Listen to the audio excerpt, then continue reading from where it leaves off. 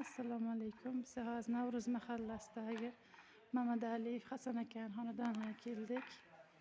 Namunali xonadonlardan biri.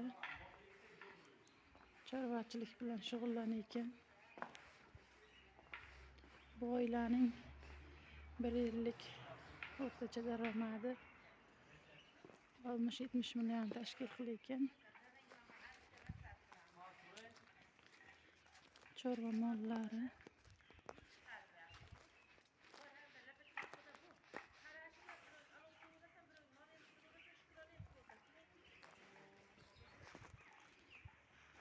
Uylari bor ekan.